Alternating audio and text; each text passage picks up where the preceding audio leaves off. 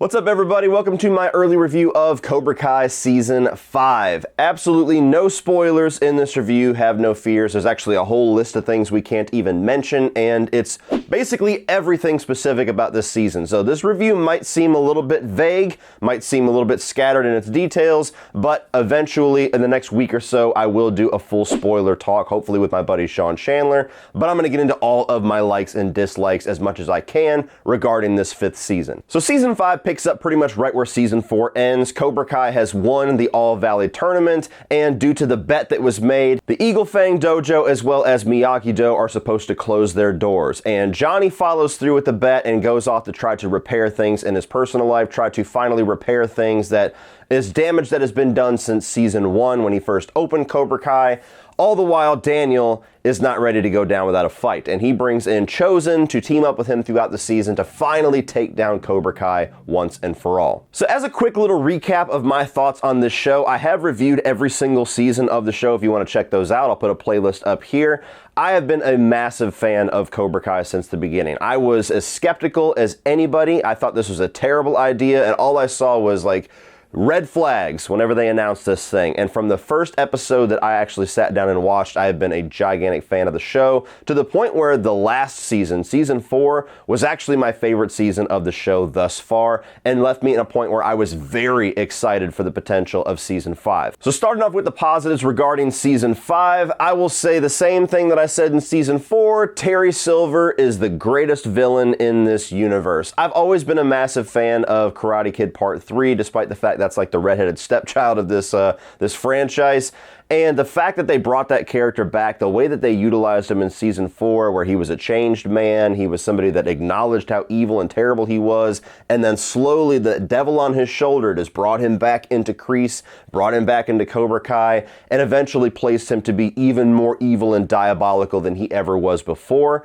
This season, you get that version of Silver, straight up maniacal Bond villain Silver, from start to finish. And that was so much fun for me. As somebody that loves that character, that loves Thomas Ian Griffith in the role, that loves the fact that you can actually do great fight scenes and fight choreography with him because he's an actual martial artist, I had a blast watching that guy be the head of the snake for this entire season. I think that still, he just cements himself, in my opinion, as the best villain that this show has ever and probably ever will produce. If you continue down this path, nothing in your life will ever be the same again.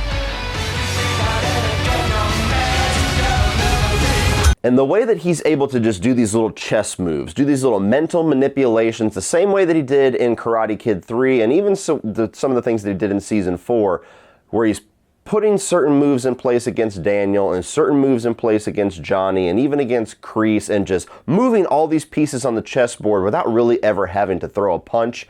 It just makes that guy so terrifying, so diabolical, and so awesome to watch. I also really enjoyed having Chosen around for an entire season. This is a character that was a full-on villain, and then we just got one episode to kind of explore the fact that he has been a changed man, and he has seen things differently, and has a different attitude towards him and Daniel's son's rivalry. And so I like the fact that this entire season gets to explore that more. You get to learn more about why this character is a changed man. You get to learn more about where his moral compass is, what his values are, what are the things that he is bringing to this fight. And in certain ways, he's even taken it further than Daniel and Johnny ever did in some really entertaining spots throughout the season. So he was another character that getting to spend an entire 10 episodes with just made this season better for it. You're playing with fire, Danny boy. And I am gasoline. Like all seasons of Cobra Kai, there's some genuine standout moments, a lot of great comedic moments, some that are really emotional, and you've seen some of them in the trailer that I can talk about, like Johnny going off as an Uber driver for a while. That character and the performance that William Zabka brings to him is always just endlessly entertaining, with the way that he is so mentally stuck in the 80s and trying to navigate the modern world. And so him trying to do this whole modern delivery service and taxi service while having beer spilled in the back and cranking 80s dad rock and everything while people are on conference calls, that was a very fun sequence. and even some others that I can't unfortunately get into specificity with. There's so many moments throughout this season, like the rest, that you're gonna laugh, you're gonna get emotional, and you're gonna remember this season for. 1 star because the car smelled like beer. It's because there is beer, asshole. Most people that follow this show's production already know the identity of one character that's coming into the season, but there's a couple of cameos, couple of appearances from Cobra Kai alumni that I enjoyed how they came about. In certain ways, I wasn't expecting that person to show up. In other ways, I was expecting that person to show up, but they came about in the story in a way that I wasn't expecting. And so I like the way that this show continues. It's almost like a bit of a crutch of the show sometimes to bring in these characters from the past and use them in a new way to kind of be reframed in this new era of the Karate Kid, and they continue to do a very good job with that in season 5. The season feels a little bit darker, a little bit more mature, a little rougher around the edges, which I really appreciate. You're gonna get a lot more F-bombs. It's certainly a lot bloodier, and a lot more danger is presented to some of the characters in this season, which I think makes sense for how much they're scaling up the issues and scaling up the rivalry and scaling up the threat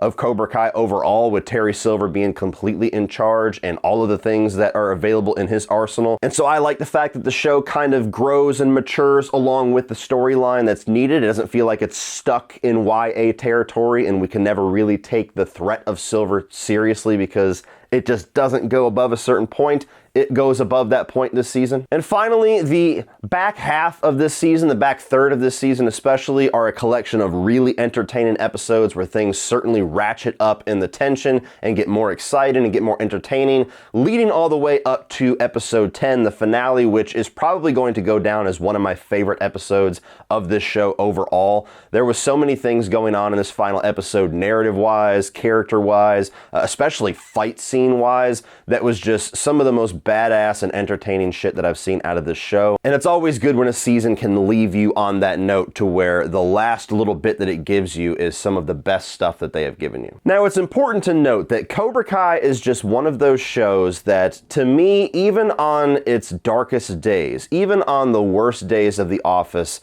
it's a very entertaining show still. It still has that addictive nature to it. It still has that very bingeable watch factor. There's still so much fun to be had with these characters and these storylines, and just the nature of the show and all the different elements of betrayals and alliances and learning lessons, just the formula that they have built in Cobra Kai, I still think is very entertaining, even if this is possibly the worst season yet. And for me personally, unfortunately, this is the weakest season of the show thus far. And if you remember back a couple of years ago, whenever I did my spoiler chat about season 3 with my buddy Sean Chandler, we were really praising the fact that season 4 felt like it was going to be this natural conclusion of the show. At the way that season 3 closed out, it felt like we're heading to that climax.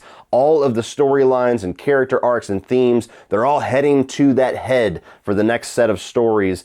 And right around that time, Netflix had acquired the show and extended it for a couple of more seasons. And we brought about the exact same worries, which is that, is this show, now that Netflix has a hold of it and knows that it's a ratings behemoth, going to artificially extend its life past the point that it should? Are we going to reach the point where it felt like the show could have closed out on a great set of seasons, but we're going to get 2 or 3 or 4 more that's going to be weaker seasons just because they want the numbers, they want the ratings? That was the worry. Season 4 for me killed that worry because I loved that season so much. I was like, if this is what they're doing, strap me in. I'm ready for 2 or 3 more seasons. Season 5 is 100% what I worried the show was going to turn into. And what I mean by that is that every single storyline, every single character arc, just about, very few exceptions, every single thing going on in this season is recycled from previous seasons. Some things have already been recycled 2 or 3 or 4 times.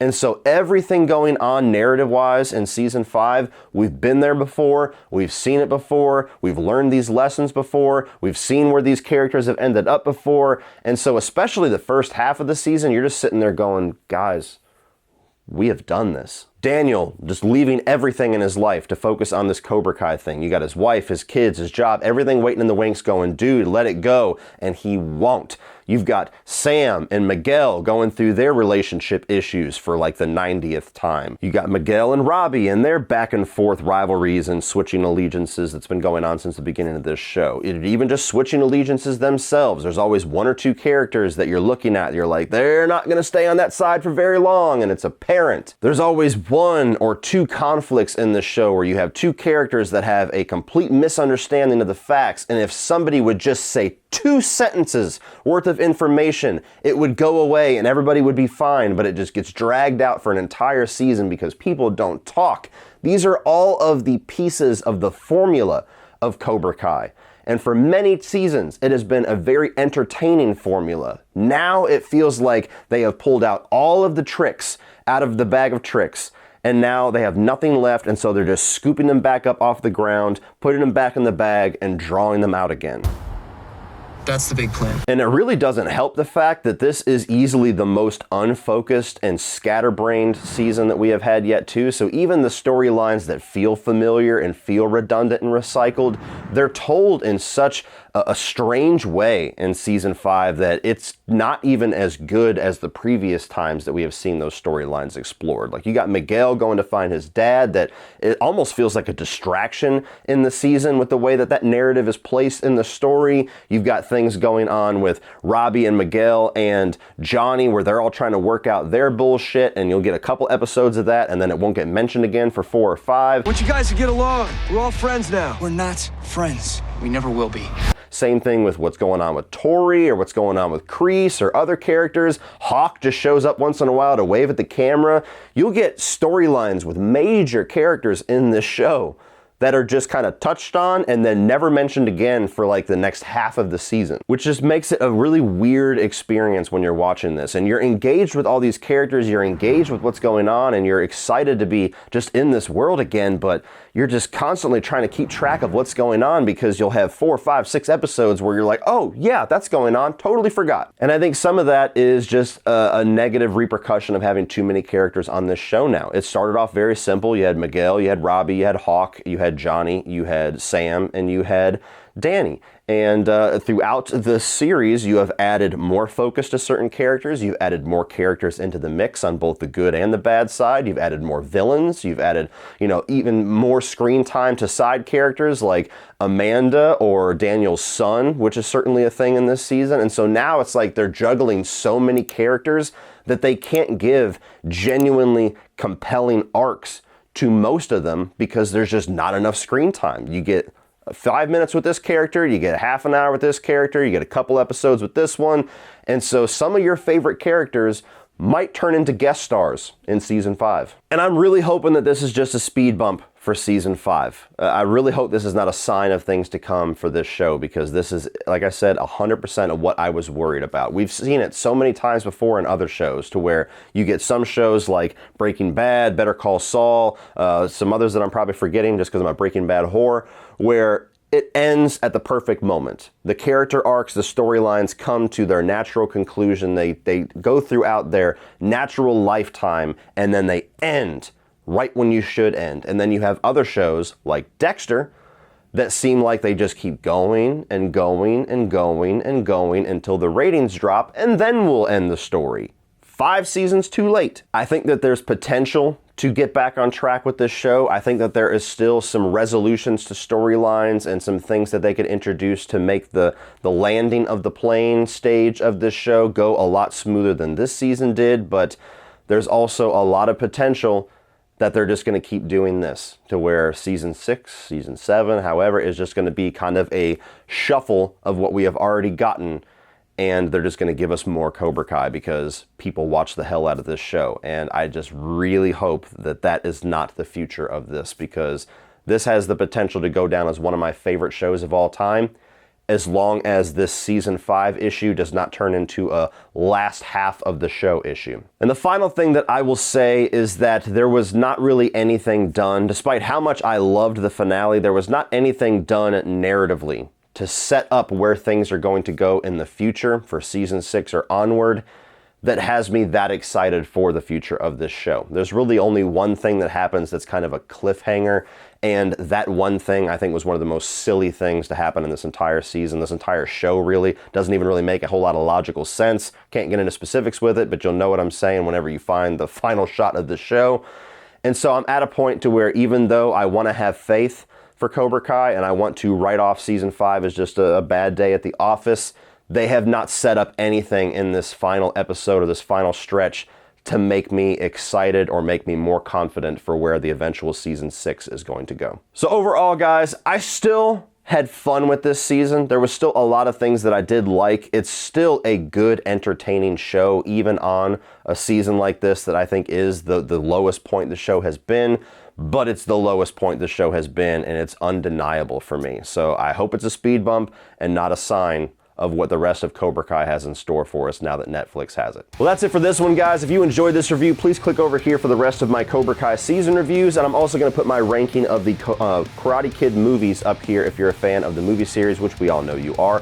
Please like and share and hit that subscribe button so you don't miss in a week or so when I do that eventual spoiler talk with Sean Chandler. And as always, guys, remember, opinions are like assholes, but that doesn't mean that you have to be.